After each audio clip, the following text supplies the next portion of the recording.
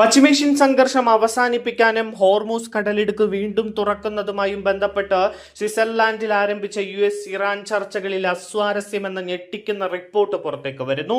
പാകിസ്ഥാന്റെയും ഖത്തറിന്റെയും മധ്യസ്ഥതയിൽ നടക്കുന്ന ചർച്ചയ്ക്കിടെ വീണ്ടും ഭീഷണിയുമായി അമേരിക്കൻ പ്രസിഡന്റ് ട്രംപ് രംഗത്തെത്തിയതാണ് സാഹചര്യങ്ങൾ വഷളാക്കിയത് എന്നാണ് വിവരങ്ങൾ.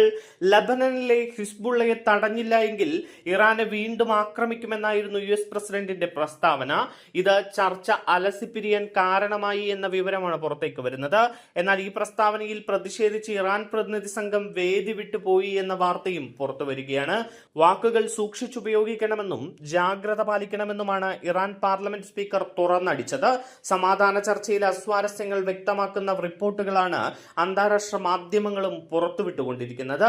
ഇസ്ലാമിക് റിപ്പബ്ലിക് ഓഫ് ഇറാന്റെ പ്രതിനിധികൾ ചർച്ചകൾക്ക് മധ്യസ്ഥത വഹിക്കുന്ന ഖത്തറിന്റെ പ്രതിനിധികളുമായുള്ള കൂടിക്കാഴ്ചയ്ക്ക് ശേഷം വേദി വിട്ടു. ഇറാന്റെ ഔദ്യോഗിക മാധ്യമമായ ഇറാന റിപ്പോർട്ട് ചെയ്തത് ഇങ്ങനെയാണ്.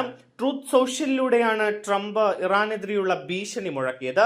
ലബനനിലുള്ള ഇറാന്റെ സഖ്യകക്ഷികളായ ഹിസ്ബുള്ളയെ സംഘർഷം സൃഷ്ടിക്കുന്നതിൽ നിന്നും തടഞ്ഞില്ല എങ്കിൽ ഇറാനെതിരെ അമേരിക്ക ആക്രമണം പുനരാരംഭിക്കുമെന്നാണ് ട്രംപ് പറഞ്ഞത്. ഇറാൻ അതിന് തയ്യാറായില്ലെങ്കിൽ അമേരിക്ക അവരെ വളരെ ശക്തമായി തന്നെ ആക്രമിക്കും. അത് അതികഠിനമായിരിക്കുമെന്നും ട്രംപ് ട്രൂത്ത് സോഷ്യലിൽ ഭീഷണിപ്പെടുത്തി. അതേസമയം അമേരിക്കയുടെ ഏത് ആക്രമണത്തെയും നേരിടാൻ ഇറാന്റെ സായുധ സേന സുസജ്ജമാണ് എന്നാണ് ഇറാനെതിരെ ഇറാന്റെ പ്രതിനിധി സംഘത്തെ നയിക്കുന്ന മുഹമ്മദ് ബാഗർ ഗാലിഫ് പ്രതികരിച്ചത്.